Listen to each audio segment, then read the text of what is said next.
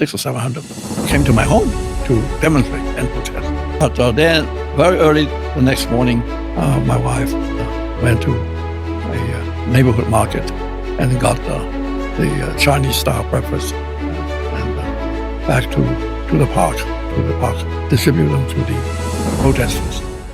The previous CEO had laid off the worst performance review people, and there were about 600 or 700 of them. Well, in 2008, of course, there was a financial crisis. Our business dropped pretty seriously. Yeah. They laid off employees, 600 or 700 of them.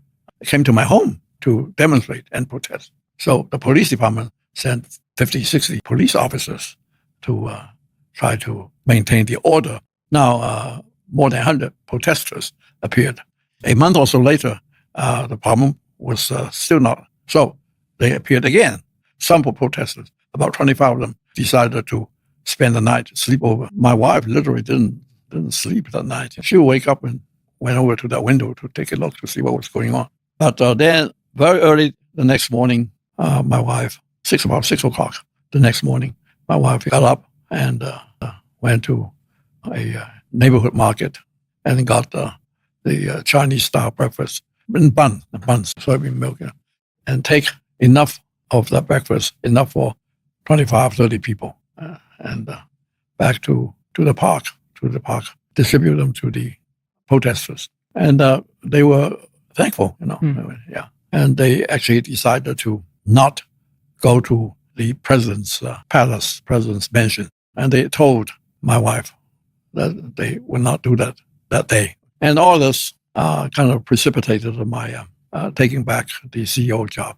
Well, there's another thing. I told the previous CEO before he laid off the 600-700 people. I said, because I knew, as I said, I knew that it was his knee-jerk reaction to lay off. So I said to him, if you want to lay off, bring it to the board. I'll call a special board meeting. And I knew what I would ask the board to do. But he decided to circumvent that.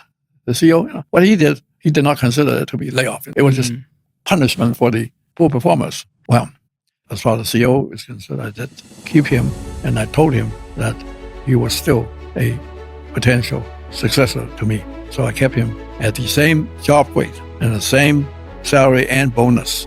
But he was now the president of new businesses. The CEO that was put on the new businesses decided that his new assignment wasn't working out either, so he quit.